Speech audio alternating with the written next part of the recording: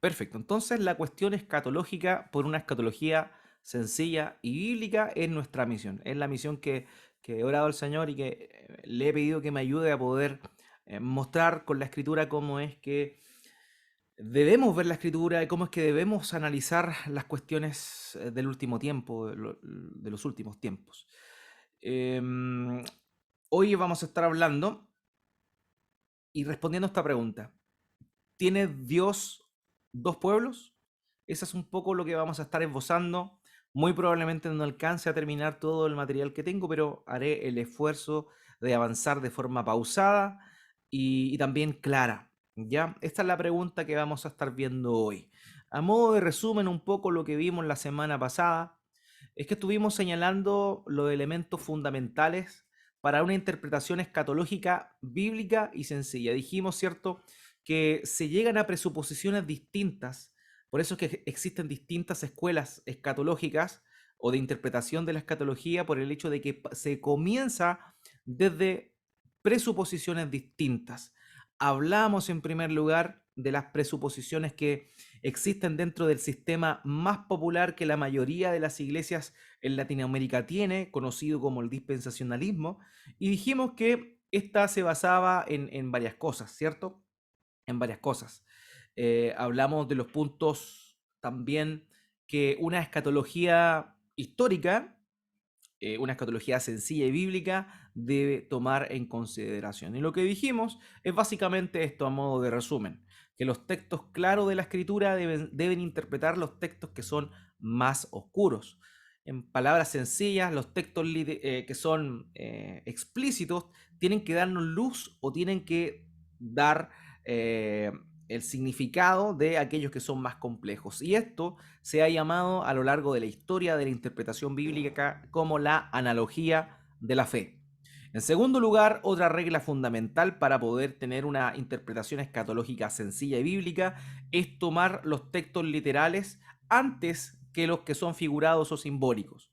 Eso es fundamental, o sea, primero nos trae luz los que son claros, esos van a darnos el entendimiento de los que son oscuros, y también los textos literales, aquellos que están escritos de una manera literal, ya sea por medio de epístolas y por medio de los propios discursos del Señor Jesucristo, deben ser considerados primero antes que aquellos que están escritos de una forma profética simbólica, ¿ya? Por otro lado, dijimos que era importante todas las cosas que tienen que ver en función a la escatología, considerar primero una escatología general para luego ir tocando puntualmente cada uno de los temas que se hablan. El problema de nuestros hermanos dispensacionales normalmente es que intentan separar las cosas en vez de verlo de una manera general. Intentan de alguna manera ver esto profundizando en cada detalle, separando cada término, cuando en realidad la escritura nos muestra a lo largo de toda la historia de la redención una escatología sencilla. Por otro lado, dijimos que otro principio fundamental es poder interpretar el Antiguo Testamento en función al Nuevo Testamento. Eso es realmente importante porque es la manera en la cual los propios apóstoles lo hicieron. O sea, en función al Evangelio, interpretar aquello que tiene que ver con el Antiguo Testamento. Ahora, nosotros no nos vamos a aventurar a tomar algunos símbolos o tratar de llegar a una cuestión que se llama la espiritualización o el método alegórico, muy utilizado en su momento por Agustín de Hipona. Pero el modelo alegórico de Agustín de Hipona no buscaba una revelación neotestamentaria, sino trataba de ver el Antiguo Testamento y todos los elementos que aparecían en el Antiguo Testamento como símbolos del Nuevo. Entonces, eso no es una interpretación fiel. Pero lo que sí es cada cosa que los apóstoles dijeron y apuntaron al pasado que significaban algo, nosotros tenemos que considerar el significado que los propios apóstoles le dieron. Eso es también fundamental. No confundir la espiritualización y la alegorización con interpretar el Nuevo Testamento, perdón, interpretar el Antiguo Testamento en función al Nuevo Testamento. No es a la fuerza, sino es de acuerdo a lo que los propios apóstoles señalaron. Solamente vamos a hacer eso. Por otro lado, también otro elemento a considerar es que los profetas y escritores del Antiguo Testamento hablaron de la era mesiánica, es decir, de la primera y la segunda venida de nuestro Señor Jesucristo, y lo hicieron de qué manera? lo hicieron de una manera eh, empleando términos que ellos conocían y que en su momento tenían presentes. O sea, hablaron de la era mesiánica utilizando términos de la era premesiánica. ¿Ya? Y eso también es un punto fundamental que nos va a ayudar a comprender de una manera más certera todos estos textos que apuntan hacia el fin de los tiempos o lo que se conoce como la escatología. Perfecto. Muy bien. Entonces, eso es básicamente lo que estuvimos analizando, ¿cierto? Dijimos que las premisas fundamentales del modelo más popular llamado dispensacionalismo, de acuerdo a uno de los teólogos de ese sistema, que podríamos identificarlo con el dispensacionalismo revisado, Michael Blach, dijo que habían tres sellos o tres elementos distintivos que caracterizaban a esta interpretación popular llamada el dispensacionalismo. Y los tres pilares del dispensacionalismo, según Blach, eran una interpretación literal, histórico y gramatical. Segundo lugar, la distinción entre el Israel nacional y la iglesia. Y en tercer lugar, el restablecimiento futuro de Israel en un reinado milenial. Eso es la base, según Blach, de el dispensacionalismo, de la teología dispensacional, del sistema de interpretación dispensacional. Ahora, ya tocamos el tema de la interpretación, ¿cierto? Y dijimos cómo es que debemos presentarnos con una interpretación sencilla, bíblica y clara de estos temas, a diferencia del modelo que utilizan nuestros hermanos dispensacionales. Pero ahora lo que vamos a preguntar es el segundo pilar que tiene, según Blach, el dispensacionalismo, que es la distinción entre el Israel nacional y la iglesia, ¿ya? Así que eso es lo que vamos a estar eh, intentando responder a partir de esta sesión. ¿Realmente Dios tiene dos pueblos? ¿Que es lo que los hermanos señalan? Eso es lo que vamos a intentar dilucidar. Ellos hablan de una separación arbitraria entre la iglesia e Israel. O sea, ellos dicen que Dios tiene dos pueblos básicamente. En el Antiguo Testamento Dios trató con Israel nacional y que en el Nuevo Testamento trata con la iglesia. Entonces, esta separación arbitraria que ellos toman en cuanto a Israel nacional y la iglesia surge de un elemento importante que ellos consideran dentro de su interpretación y es el pacto abrahámico. ¿Ya? En la Biblia existen lo que se conocen como los pactos bíblicos. Los pactos bíblicos son todos aquellos pactos que Dios hace con la gente y que están descritos literalmente en las escrituras. Así que se conocen esos pactos, los pactos bíblicos. Entre ellos nos encontramos, por ejemplo, con el pacto de obras, ¿cierto? Que es el pacto que Dios hace con Adán. Ese es el primer pacto que aparece bíblicamente. Se conoce como el pacto de obras. Posteriormente vendría el pacto noético que Dios hace con Noé. También nos encontramos con el pacto abrahámico, que Dios hace con Abraham, el pacto davídico, encontramos con el nuevo pacto y también con el pacto palestino o de la tierra. Esos son los pactos que nos encontramos nosotros en la Biblia. Ahora, ¿qué es lo que hacen? ¿Qué es lo que hacen nuestros hermanos? Cuando hablan del concepto de la escatología, ellos valoran mucho estos cuatro pactos que aparecen descritos acá: el pacto abrahámico, el pacto davídico, el nuevo pacto y el pacto palestino. Eso es, ellos hacen bastante énfasis en estos pactos. Ahora, ¿cuál es el punto? Ellos reconocen o señalan que el pacto que Dios hace con Abraham vendría siendo un pacto incondicional. Eso es lo que los hermanos dispensacionalistas creen. Ellos señalan que el pacto que Dios hace con Abraham es un pacto incondicional. O sea, que no tiene condiciones. Un pacto, hermanos míos, y esto es parte de lo que se conoce como la teología del pacto, cuando lo vemos en la escritura, es un compromiso entre dos partes, y los pactos bíblicos normalmente en su mayoría tienen que ver con Dios y el ser humano, ¿ok? Dios y el ser humano. Entonces, ¿qué pasa? Dios se compromete a darle algo o a propiciar alguna bendición al ser humano, Y cuando eso ocurre, cuando Dios se compromete a darle algo al ser humano de forma voluntaria y sin condición alguna, eso se conoce como un pacto incondicional, ¿ok? O sea, un pacto incondicional vendría siendo todos aquellos que Dios promete algo, promete bendiciones a algunas personas a cambio de nada. Dios no espera nada de la persona a la cual le está prometiendo eso. Entonces, ¿qué es lo que sucede? Los hermanos dispensacionalistas señalan, creen, conjeturan que el pacto que Dios hace con Abraham vendría siendo un pacto incondicional, o sea, que Abraham y sus descendientes no debían hacer nada para recibir las promesas que Dios les había dado. ¿Ya? Distinto, por ejemplo, es el pacto mosaico.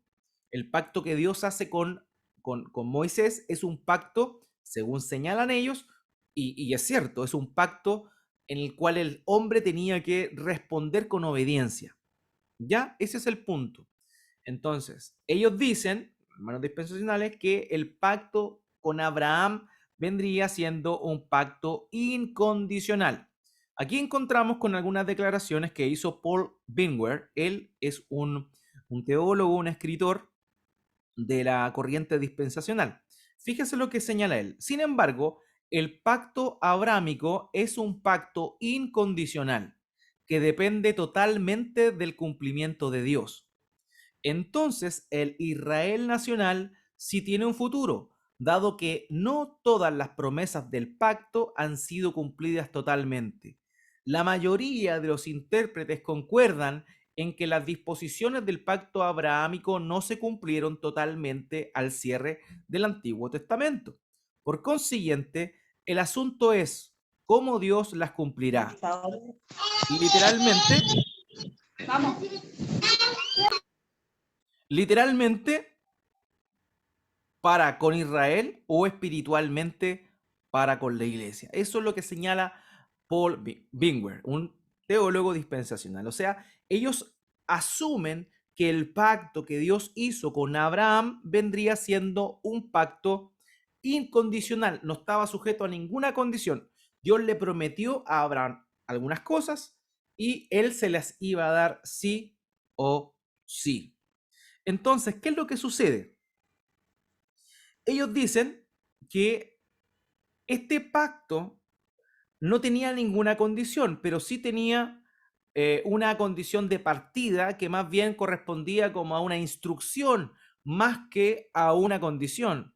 Muchos de ellos señalan que la única instrucción que Dios le dio fue salir de Ur de los Caldeos e ir a la tierra de Canaán.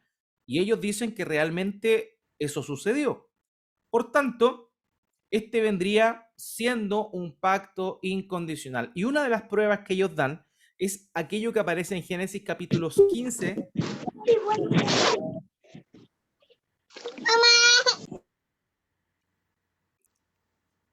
Vendría en el capítulo 15, versículos 7 al 21, donde se relata lo que sucedió, lo que pasó cuando en una oportunidad Dios le dijo a Abraham, tráeme ciertos sacrificios, parte los animales por la mitad y yo voy a pasar por en medio. Y lo que hace Dios ahí es prometer cumplir con su parte, ¿ya? Entonces ellos señalan, bueno, si Dios hizo eso, solo Él, eso significa que Dios se comprometió a cumplir con lo que había prometido, de manera que vendría siendo un pacto incondicional y no un pacto condicional. O sea, Dios se hace con ese acto simbólico, se hace responsable de cumplir con su pacto. Bueno, entonces eso es lo que los hermanos postulan. Así que, como ellos sacan esta conjetura de que este pacto vendría siendo incondicional, sumado eso a su interpretación literal según el método histórico y gramatical, propone, entonces ellos dicen, bueno, entonces las promesas que se le hicieron a Abraham deben cumplirse literalmente. Entonces se da cuenta, ellos presuponen que el pacto con Abraham es incondicional y por otro lado, como tienen un modelo interpretativo literal, histórico y gramatical. ¿Se acuerdan que veía siempre literalmente las cosas? Entonces ellos dicen que si Dios le prometió eso a Abraham, incondicionalmente, eso se tiene que cumplir. Y de ahí viene, ¿cierto? Esta noción de que Israel tiene promesas. Por eso es que usted va a ver en varias iglesias pentecostales que abrazan el dispensacionalismo, una bandera, por ejemplo, del país del cual corresponde y una bandera de Israel. Hay un grupo de iglesias que pertenecen no a denominaciones, sino a agrupaciones que se llaman Amigos de Israel. ¿Y por qué participan? ¿Por qué tienen una buena relación o tienen un buen deseo para con Israel? Porque de acuerdo a su entendimiento escatológico, ellos creen que va a haber una restauración de la nación de Israel.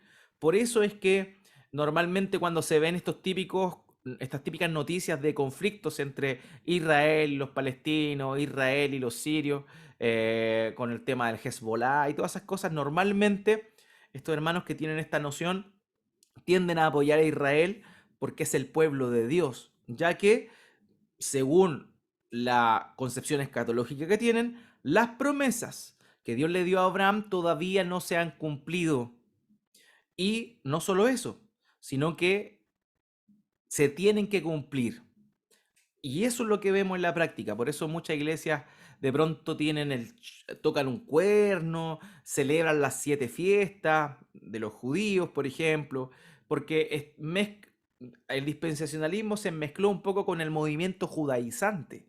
Y eso ha generado en este tipo de congregaciones donde se ven estas cosas. Entonces, básicamente todo esto deriva de estas presuposiciones, ¿ya?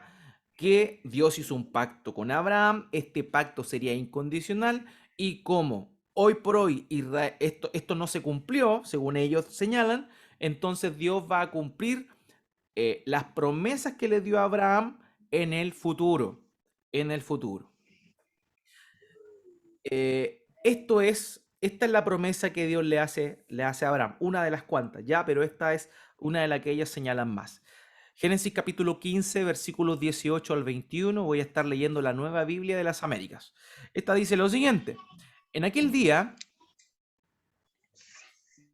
en aquel día el Señor hizo un pacto con Abraham diciendo: a tu descendencia he dado esta tierra, desde el río de Egipto hasta el río grande, el río Éufrates, la tierra de los kenitas, los ceneseos, los cadmoneos, los hititas, los fereceos, los refaitas, los amorreos, los cananeos, los jergueseos y los jebuseos. Entonces, ven esta promesa que Dios le hizo a Abraham. Entonces, ¿qué es lo que señalan los hermanos dispensacionalistas? Que esta promesa nunca se ha cumplido, ¿ya? O sea, que nunca han tenido realmente posesión el pueblo descendiente de Abraham, el pueblo israelita, todo el territorio que Dios le prometió desde Egipto hasta el río grande, el Éufrates, o sea, desde el río Nilo hasta el río Éufrates. Esa es un poquito la idea de lo que se está señalando aquí, ¿ya? Entonces, eso es lo primero. Ellos señalan que Dios hizo un pacto incondicional con Abraham, y como Dios hizo un pacto incondicional con Abraham y este pacto no se ha cumplido de acuerdo a lo que ellos piensan, es que lo que va a pasar es que esto se va a cumplir en un futuro. Por eso hacen una distinción entre Israel y la iglesia. Ahora, otro punto elemental de lo que proponen nuestros hermanos dispensacionalistas, que es lo que normalmente se escucha, es que la iglesia entonces viene siendo una novedad, viene siendo algo nuevo, ¿ya? Ellos ven, por ejemplo, que en el Nuevo Testamento no se le promete a la iglesia ninguna de las promesas terrenales físicas que se le propusieron a los descendientes de Abraham. Entonces ellos dicen, bueno, entonces la iglesia no tiene nada que ver con eso, y las promesas que se le realizaron a Abraham finalmente se van a cumplir en un futuro. donde Dios establecerá su reino nacional con Israel en un periodo que, de acuerdo a esta concepción que ellos tienen de la restauración de Israel nacional, vendría siendo o que encajaría con el milenio. Eso es lo que los hermanos señalan. Así que ellos separan el Israel étnico de la iglesia. Mire, fíjese lo que dice Louis Sperry Schaeffer. Louis Sperry Schaeffer fue el primer director del Dallas Theological Seminary, uno de los que propagó, el seminario que propagó la corriente dispensacionalista. Y fíjese, él en su teología sistemática señala lo siguiente: el dispensacionalista cree que a lo largo de los siglos Dios persigue dos propósitos distintos.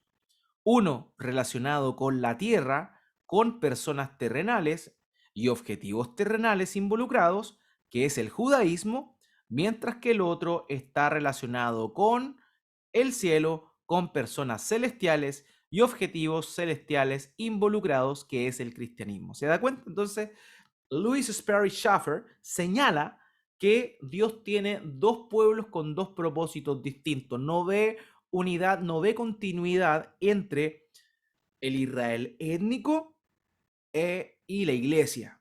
¿Ok? Eso es lo que el dispensacionalismo señala. Por ejemplo, otro autor importantísimo para los dispensacionalistas vendría siendo, déjame un segundito,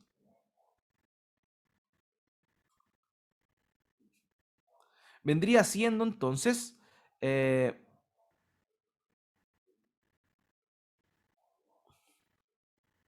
vendría siendo Charles Riley.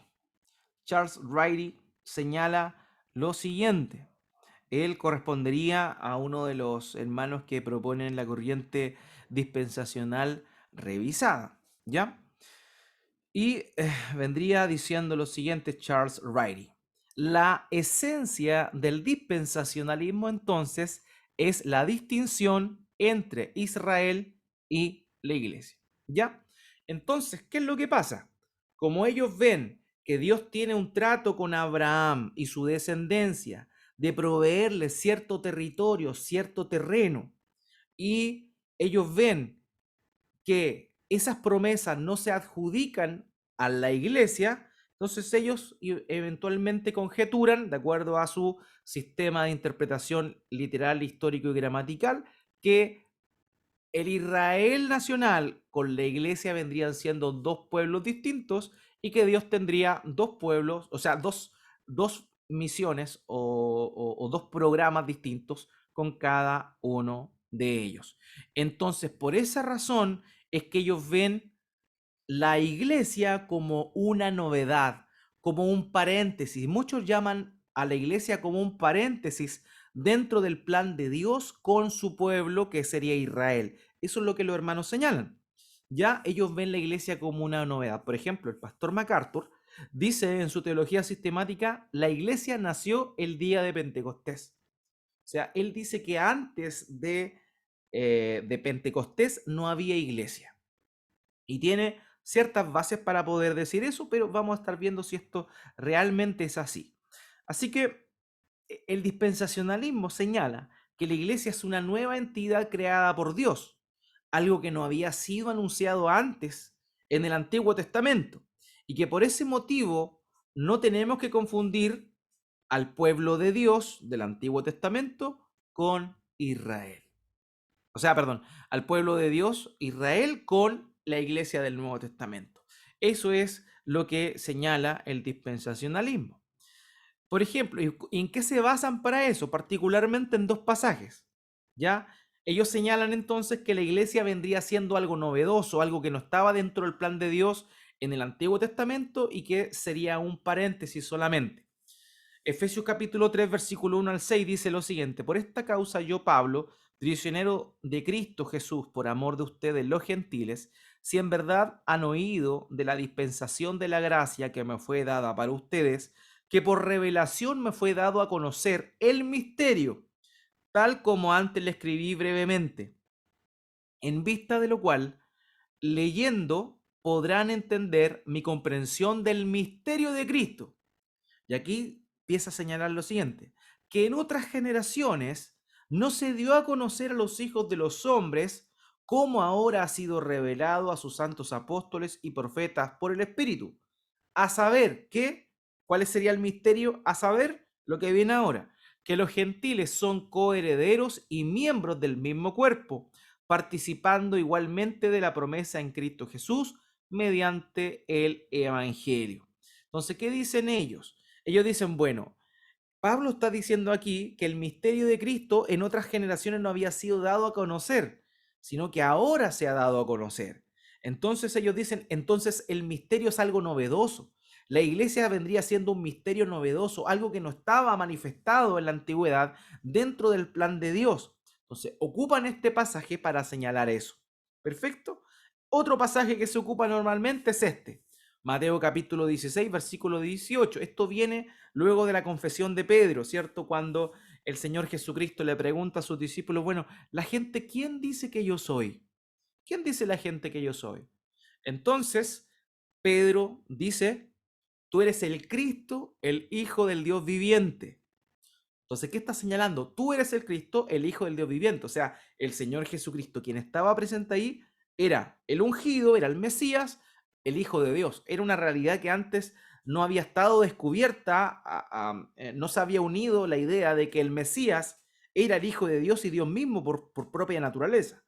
Y aquí responde el Señor Jesucristo lo siguiente. Él dice, yo también te digo que tú eres Pedro y sobre esta roca edificaré mi iglesia, las puertas del Hades no prevalecerán contra ella. Entonces, ¿qué es lo que dicen los hermanos dispensacionales? Dicen que el Señor Jesucristo está diciendo que su iglesia iba a ser edificada, que todavía no era edificada, sino que edificaré en plural, o sea, perdón, en futuro.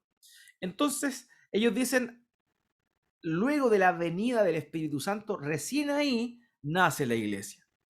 ¿Por qué? Porque ellos veían una separación, una discontinuidad entre la revelación antiguo testamentaria que había sido al Israel, dada al Israel étnico, al Israel nacional, con este nuevo misterio que estaría siendo revelado, de acuerdo a lo que ellos entienden, en Cristo Jesús, para con este nuevo grupo de redimidos que no estaban considerados antes, este paréntesis que vendría siendo la iglesia. Entonces, en función a este pasaje y al otro, señalan que la iglesia antes no existía, que la iglesia iba a ser edificada. Ahora, el punto en cuestión, trato de inmediatamente responder a esa interrogante. ¿Por qué está hablando de edificaré mi iglesia? Lo importante de aquí no es que la iglesia iba a ser edificada en el futuro. El foco no está ahí. El foco está en la declaración que el apóstol Pedro da, que es que Jesucristo, el Hijo, el Jesucristo era el Cristo, el Hijo del Dios viviente. Y esa declaración, esa roca firme sobre la cual se edificaría su iglesia, es lo que está exacerbando acá. No es en la edificación futura, sino que su iglesia, su pueblo, los redimidos, se establecerían en función a esta declaración, que Jesús es el Mesías, el Hijo del Dios viviente. Entonces, como eso se iba a declarar recién luego de su resurrección, es que habla de alguna manera en una forma plural. Perdón, dale con plural, en una forma futura, ¿ok? Entonces, a eso se está refiriendo. Entonces, bueno, estas son las bases que tienen los hermanos dispensacionales para señalar que la iglesia entonces vendría siendo algo novedoso, algo que no estaba en los planes de Dios en la antigüedad. Por eso el pastor MacArthur señala lo siguiente, él dice esto, a lo largo del Nuevo Testamento se presenta a la iglesia como una nueva entidad, un misterio que no se revela plenamente hasta esta era. Esto es coherente con la descripción que Jesús hace de la iglesia como una realidad que antes de su muerte y de su resurrección todavía estaba en el futuro. ¿Se da cuenta? Entonces señala eso, señala que en función a ese pasaje de Pablo, de Efesios capítulo 3, y también en cuanto a lo que el Señor Jesucristo le dice a Pedro, sobre esta roca edificaré mi iglesia, como algo futuro. Entonces, en función a estos pasajes, ellos entenderían que la iglesia es algo distinto, que las promesas que se le hacen a la iglesia son diferentes a las promesas que se hicieron en el Antiguo Testamento al pueblo de Dios. Entonces ellos separan las promesas terrenales a la nación de Israel al Israel étnico, y las promesas espirituales a la iglesia. Aquí viene nuevamente el pastor MacArthur señalando lo siguiente: al distinguir el Nuevo Testamento entre la iglesia e Israel, es necesario que los creyentes mantengan esta distinción. La combinación de ambas cosas puede conducir a problemas hermenéuticos e interpretativos importantes, en los que las promesas y las directrices que se le dieron de manera específica a la nación de Israel se espiritualizan o alegorizan y se aplican de forma incorrecta a los creyentes gentiles de la iglesia. Entonces, hermanos, este es el punto importante. Nuestros hermanos dispensacionales concluyen finalmente que la iglesia es algo novedoso, no es parte del plan eterno de Dios, sino que más bien correspondería a algo nuevo, a un paréntesis. Eso es lo que señalan ellos. Otros hermanos señalan que vendría siendo una intercalación, emplean ese término, porque denotan que el paréntesis es como hacer una separación demasiado brutal entre la iglesia e Israel. Entonces, eso es un poco lo que los hermanos vendrían señalando. ¿Ya? Entonces, vemos por otro lado que esas son las propuestas que los hermanos dispensacionales tienen. Dicen que el pacto abrahámico que Dios hace con los descendientes de Abraham es un pacto incondicional, sin condición alguna, y por otro lado que la iglesia vendría siendo algo novedoso y no tiene continuidad con las promesas terrenales que Dios le hizo al Israel étnico. ¿Ya? Eso es lo que nuestros hermanos postulan.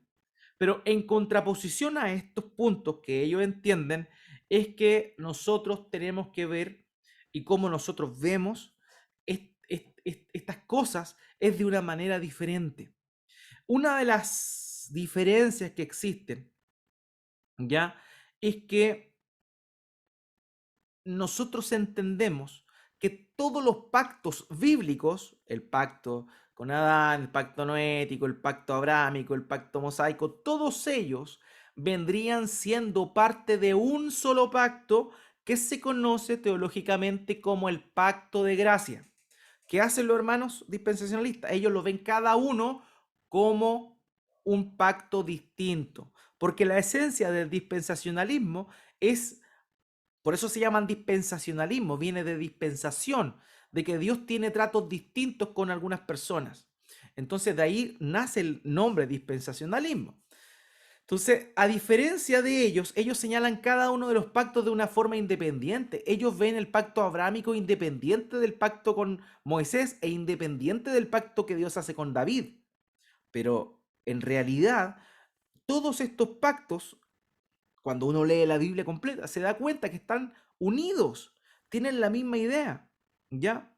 Y esto nosotros lo conocemos como el pacto de gracia, y a lo largo de la historia de la iglesia también se ha ido conociendo como el pacto de gracia. Cada uno de los pactos bíblicos son parte del pacto de gracia, el pacto que Dios hace con el hombre pecador para poder traer salvación, ¿ya? Pero nuestros hermanos dispensacionales no lo ven así, lo ven, como les señalaba, de forma independiente.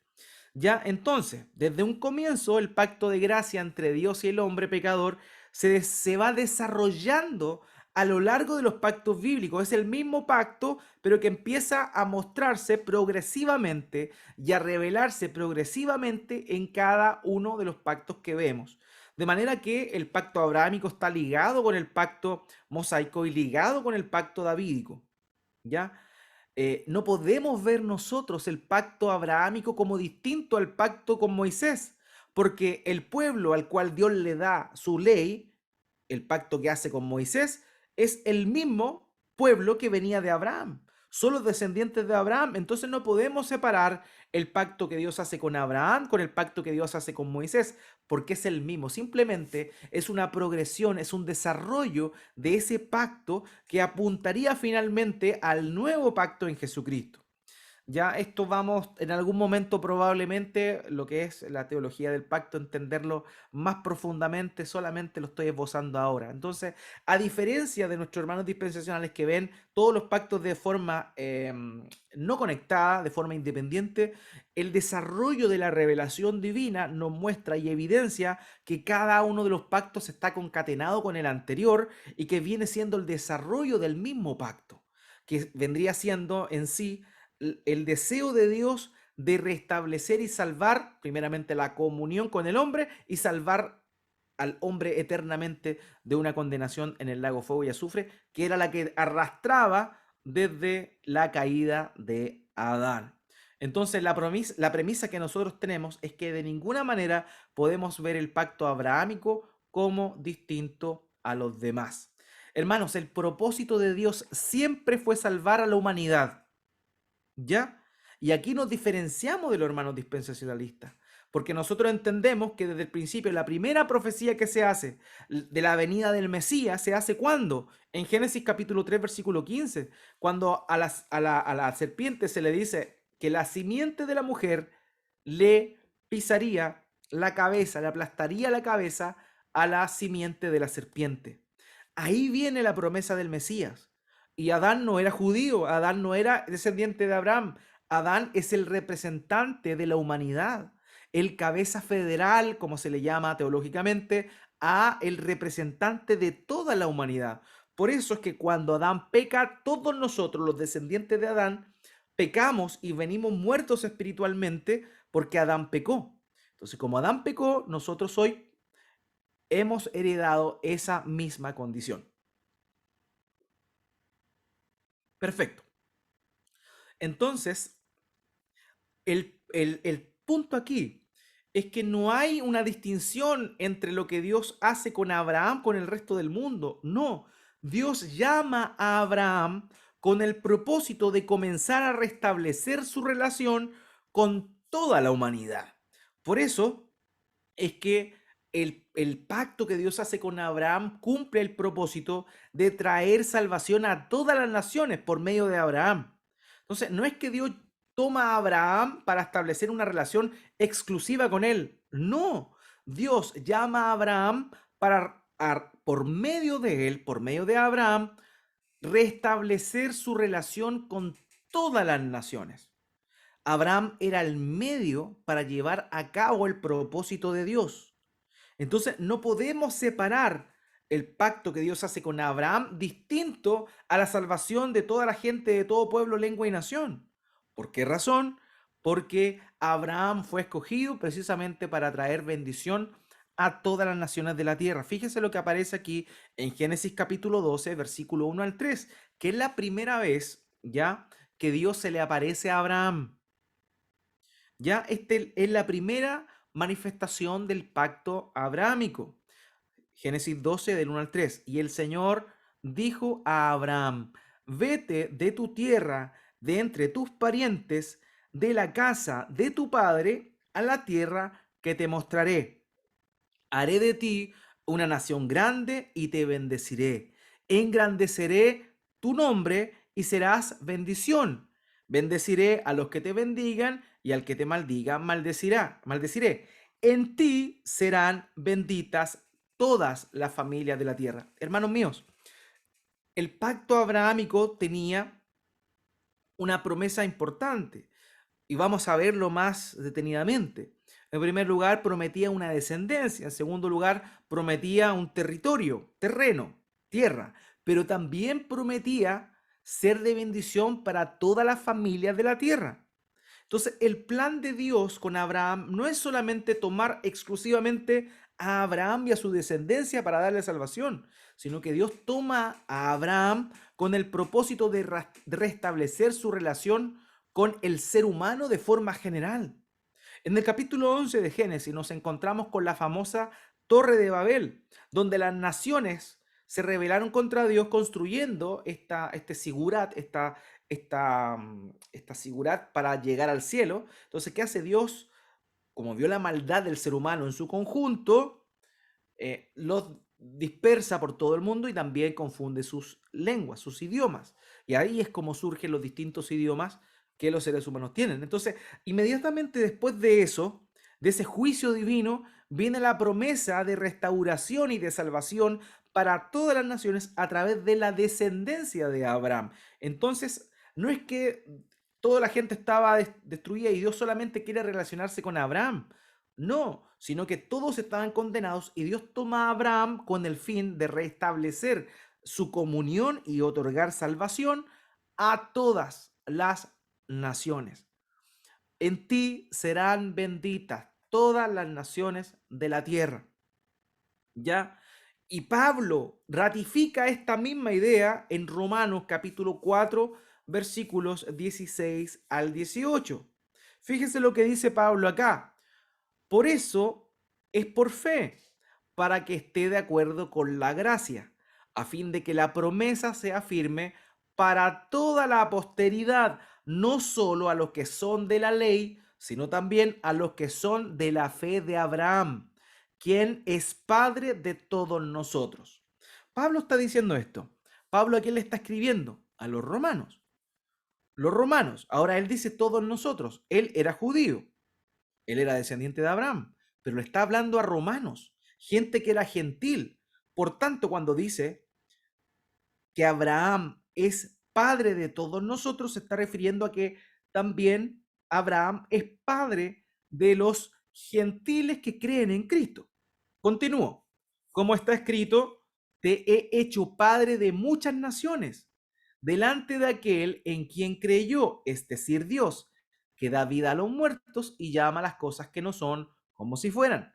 Abraham creyó en esperanza contra esperanza a fin de llegar a ser padre de muchas naciones, conforme a lo que se había dicho, así será tu descendencia. De manera que lo que Pablo está señalando acá es que los descendientes de Abraham no solamente son aquellos que son consanguíneos a Abraham, sino por sobre todo aquellos que por medio de la fe se acercan al Señor Jesucristo. Por eso dice en el versículo 16, sino también a los que son de la fe de Abraham, quien es Padre de todos nosotros, incluyendo a gentiles como también judíos. Entonces no hay una discontinuidad entre las promesas que Dios le hace a Abraham y las promesas que Dios le hace a los gentiles en Cristo. Y eso es un punto importante, ¿ya? Eso es un punto importante. Así que nuestros hermanos dispensacionalistas hacen una distinción separando cada uno de los pactos, mientras que el testimonio del Nuevo Testamento es que Dios siempre mostró un solo gran pacto, pero con distintas aristas que vendrían siendo los pactos bíblicos. Entonces, por eso es que llegamos a conclusiones distintas, porque como lo señalé anteriormente, ¿qué es lo que sucede? Se parten de premisas distintas. En primer lugar, la premisa de que una interpretación de parte de nuestros hermanos histórico, ellos le llaman literal, histórico y gramatical. Nosotros tenemos otra forma de interpretarlo, de los pasajes más sencillos a los más oscuros, primero lo literal, luego lo figurativo, etcétera, etcétera. Entonces esa es la diferencia. Partimos de presuposiciones distintas y otra de las presuposiciones distintas que ellos tienen es que el pacto con Abraham es un pacto, en primer lugar, incondicional que Dios hace solamente con la descendencia de Abraham. ¿Qué señalamos nosotros? No, el pacto que Dios hace con Abraham es parte de todos los demás pactos, es una cara, es una arista, es un lado de el pacto que hace Dios con la humanidad para otorgarle salvación por medio del pacto de nuestro Señor Jesucristo, que vendría siendo el nuevo pacto. ¿Ok? Perfecto. Entonces, entendiendo eso, vamos a responder los argumentos que nuestros hermanos dispensacionales señalan. Partimos diciendo, que ellos creen que el pacto que Dios hizo con Abraham era un pacto incondicional. ¿Ya? Entonces, ¿qué pasa? Para que el sistema dispensacional encaje, es necesario que el pacto abrahámico sea incondicional. ¿Por qué? Porque el hecho de que ellos declaren que el pacto que Dios hizo con Abraham es incondicional, o sea que Dios lo va a cumplir sí o sí, no importando si ellos obedecen o no, les permite a ellos ver una distinción entre el Israel nacional y la iglesia. También les permite introducir la idea de un arrebatamiento pretribulacional. ¿Para qué? Para que la iglesia no esté cuando Dios vuelva a tener una relación con Israel étnico, con el Israel nacional, en el periodo que ellos señalan como la tribulación. Y aparte, el hecho de creer que el pacto con Abraham es un pacto incondicional, les permite a ellos ver que todas esas promesas terrenales que se le hicieron a los descendientes de Abraham deben cumplirse en un futuro, el cual ellos establecieron que vendría siendo el reinado de Cristo en el milenio. Entonces se da cuenta el hecho de permitir o de aceptar el pacto abrahámico como un pacto independiente de los demás y aparte un pacto incondicional, es la que le permite tener estas tres premisas que señalé: la distinción entre Israel nacional y la iglesia, la necesidad de un arrebatamiento para que la iglesia sea tomada y Dios vuelva a tratar con Israel, y en tercer lugar, la promesa futura de un reinado literal de los israelitas con Cristo en lo que ellos conocen como el milenio. Entonces, por eso es necesario para ellos esta situación. Ahora, la pregunta que nosotros debemos hacernos realmente es la siguiente: ¿realmente el pacto abrahámico era incondicional? ¿Realmente era incondicional el pacto que Dios hizo con Abraham?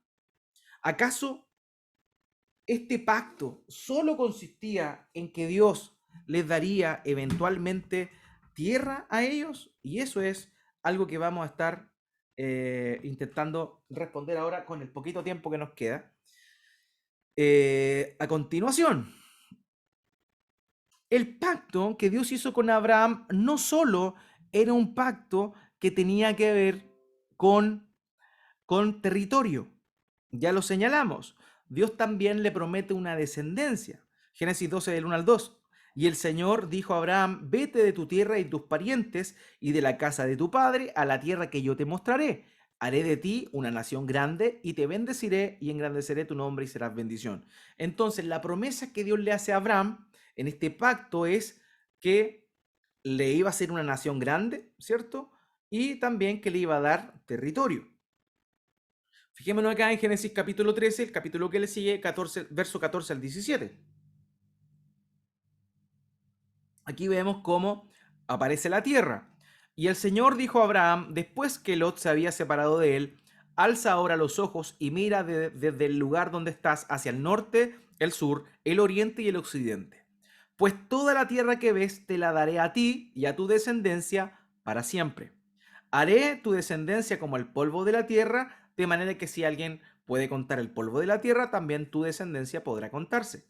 Levántate, recorre la tierra a lo largo y a lo ancho de ella, porque a ti te la daré.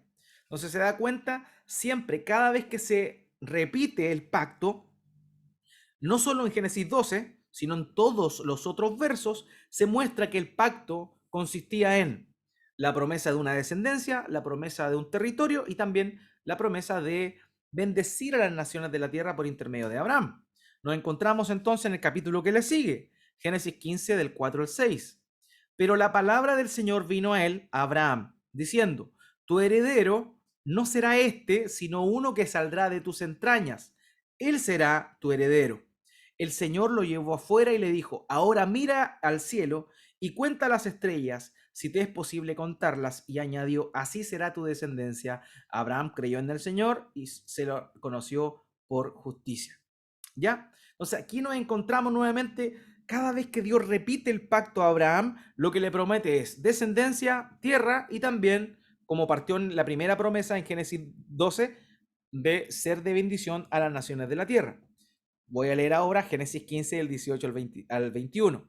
En aquel día el Señor hizo un pacto con Abraham, diciendo: a tu descendencia he dado esta tierra, desde el río de Egipto hasta el río grande, el río Éufrates, la tierra de los kenitas, los ceneseos, los cadmoneos, los hititas, los fereceos, los refaitas, los amorreos, los cananeos, los jerjeseos y los jebuseos. Y eso es lo que nos encontramos nosotros entonces, ¿ok? Esas son las promesas que Dios le da a Abraham. Entonces, entendiendo esto, es que vemos cómo es que no solamente las promesas de Dios estaban circunscritas en cuanto a una heredad física, sino que también Dios le prometía a Abraham que le iba a dar una descendencia. Entonces, en cuanto a esta situación, nosotros vamos a tener que responder lo siguiente. ¿Acaso era incondicional la promesa que Dios le dio a Abraham en cuanto a esto? ¿Era realmente incondicional o no era incondicional? ¿Era incondicional o no era incondicional? Y vamos a estar, denme solo un segundito para poder activar esta otra presentación.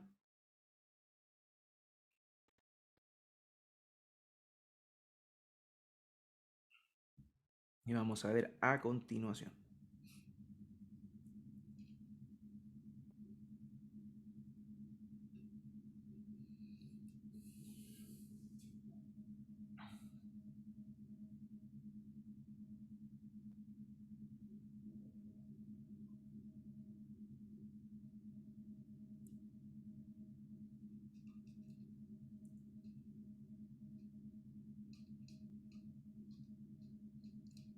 Ok, ahí sí.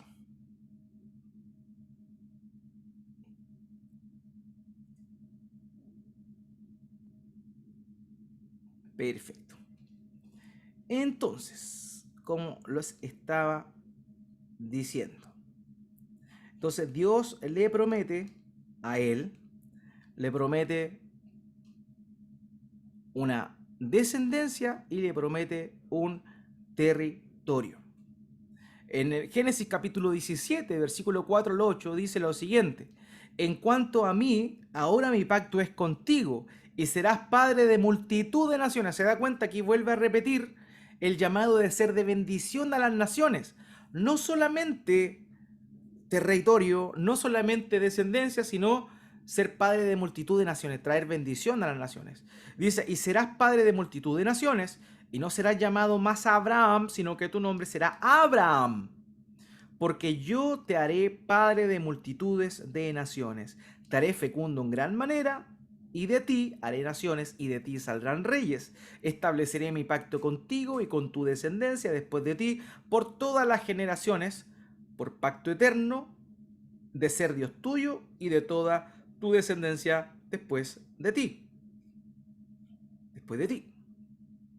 Perfecto.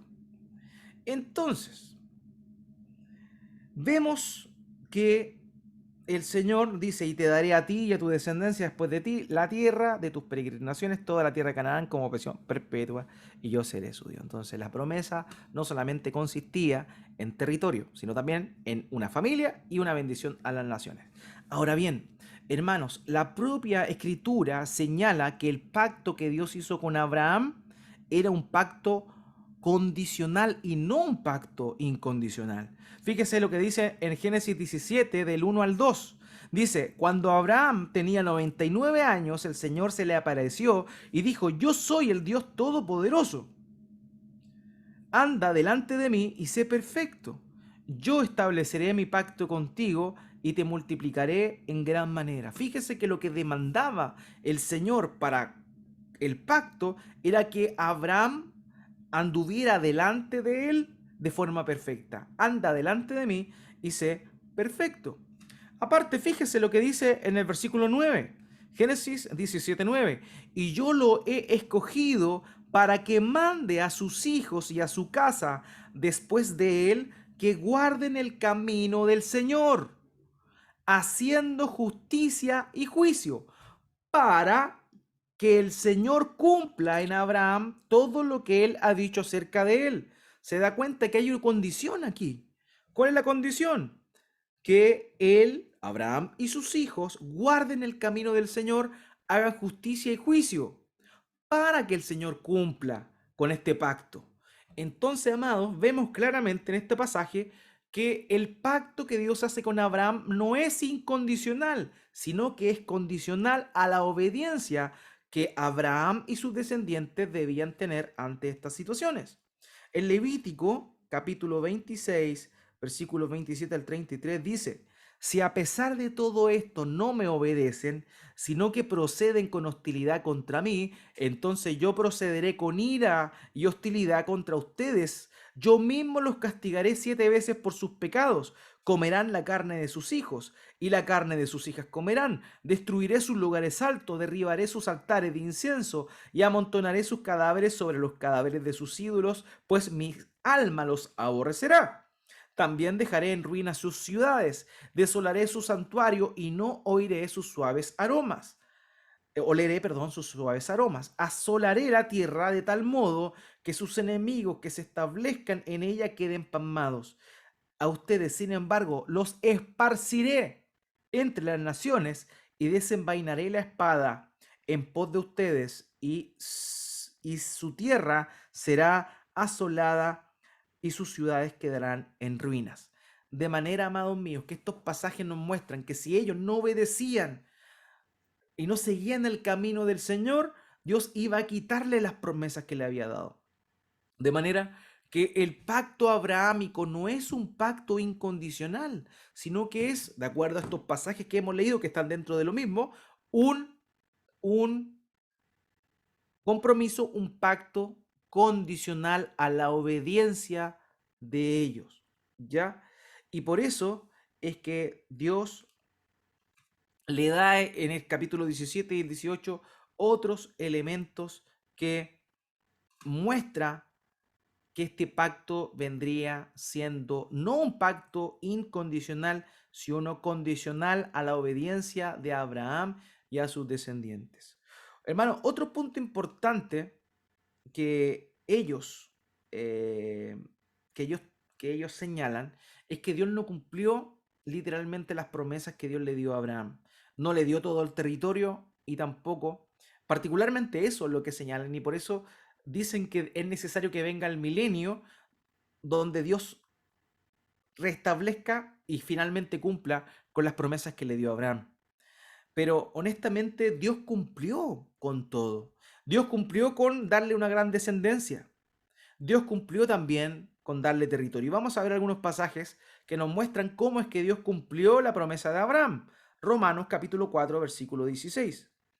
Dice esto. Por, es, pero por eso es por fe, para que esté de acuerdo con la gracia, a fin de que la promesa sea firme para toda la posteridad, no solo a los que son de la ley, sino también a los que son de la fe de Abraham, quien es padre de todos nosotros. Un pueblo grande. Gálatas capítulo 3, versículos 7 al 8.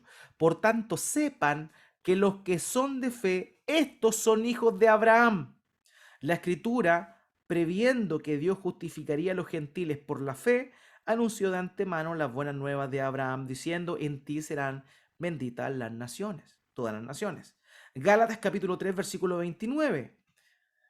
Y ustedes son de Cristo, entonces son descendencia de Abraham, herederos según la promesa. Por tanto, Dios cumplió con su parte del pacto abrahámico, dándole una descendencia numerosa a Abraham, no solo en cuanto a una descendencia de sus hijos sanguíneos, llamémoslo así, sino que también hijos espirituales de todas las naciones de la tierra. Entonces Dios cumplió con su parte. Y Dios, amados míos, también cumplió con sus promesas territoriales. Y eso es un punto que los hermanos dispensacionalistas no lo reconocen. Ellos dicen que no, que Dios nunca le dio desde el límite que aparece en Génesis 15 de el río Nilo, el río de Egipto, hasta el río Éufrates. Pero, ¿qué dice la Biblia? La Biblia dice que Dios cumplió con todo, que Dios cumplió con todo. Vamos a ver acá los pasajes que nos muestran eso. Josué capítulo 21, versículos 43 al 45. Josué 21, 43 al 45. De esa manera el Señor dio a Israel toda la tierra que había jurado dar a sus padres, y la poseyeron y habitaron en ella. Y el Señor les dio reposo en derredor conforme a todo lo que había jurado a sus padres. Ninguno de sus enemigos pudo hacerle frente. El Señor entregó a todos sus enemigos en sus manos. No faltó ni una palabra de las buenas promesas que el Señor había hecho a la casa de Israel. Todas se cumplieron. Amados, note lo que está diciendo aquí el escritor de Josué, que toda la tierra que Dios le había prometido a Abraham se la dio. ¿Y cuándo se cumplió esto? Varias veces. La primera, en el tiempo de Josué. Josué terminó, digamos, su vida habiendo alcanzado a conquistar todo el territorio que Dios le había prometido a Abraham. Y aquí claramente la Biblia lo señala. De esa manera el Señor dio a Israel toda la tierra que había jurado. O sea, no pueden decirlo, hermanos dispensacionalistas, que Dios no cumplió con esa promesa y que Dios va a tener que cumplirla en el futuro, porque nunca la cumplió. Sí la cumplió. Y la Biblia lo señala claramente. Otro pasaje importante, Primero de Reyes, perdón, capítulo 8, versículo 56. Primer libro de Reyes, capítulo 8, versículo 56. Fíjese lo que dice acá. Bendito sea el Señor, esto lo dice Salomón, que ha dado reposo a su pueblo Israel, conforme a todo lo que prometió. Ninguna palabra ha fallado de toda su buena promesa que hizo por medio de su siervo Moisés. Hermanos míos, en el tiempo de Salomón, cuando se dio el reino de una manera perfecta, humanamente hablando, es decir, todas las promesas que Dios le dio a Abraham y a Moisés se cumplieron perfectamente en el tiempo del reinado de Salomón, después de David. Y aquí el propio Salomón señala lo siguiente: bendito seas que has dado reposo a tu pueblo conforme a todo lo que prometiste. O sea, en el tiempo de Salomón se volvió a cumplir todas las promesas terrenales que Dios le prometió a Abraham. Fíjese lo que dice en Primero de Reyes capítulo 4 versículo 21. Dice, Salomón gobernaba todos los reinos, desde el río hasta la tierra de los filisteos y hasta la frontera de Egipto. Fíjese que los límites que dice ahí, desde el río, se está refiriendo al río Éufrates, hasta la tierra de los filisteos y hasta la frontera de Egipto. ¿Cuál era esa? El río Nilo. Entonces todo eso Dios se lo dio. Terrenalmente Dios le dio todo eso ya a Israel. Él lo concedió. Vemos más adelante en el libro de Nehemías cómo es que Esdras y todo el pueblo oran, los líderes del pueblo oran y señalan lo que había pasado y cómo Dios cumple su promesa territorial. Nehemías capítulo 9, versículos 7 al 8. Tú eres el Señor Dios que escogiste a Abraham, lo sacaste de Ur de los Caldeos y le diste por nombre a Abraham. Hallaste fiel su corazón delante de ti e hiciste con él un pacto para darle la tierra del cananeo, del hitita, del amorreo, del fereceo, del jebuseo, del jergueseo, para darla a su descendencia. Y has cumplido tu palabra, porque eres justo. Hermanos, los propios hermanos del tiempo, los propios judíos del tiempo de Nehemías, de Esdras, reconocían que Dios había cumplido con su promesa territorial. Dios cumplió dándole a Abraham la tierra que él le había prometido. Pero como este no era era un pacto condicional, si ellos desobedecían, perderían lo que Dios le había prometido. Y ese es el punto. De manera que en vista a estos antecedentes podemos concluir que el pacto de Dios con Abraham era condicional y Dios cumplió su promesa mientras su pueblo fue obediente. Por tanto, no existe una obligación de Dios de restablecer el dominio territorial de los descendientes de Abraham en el futuro. No.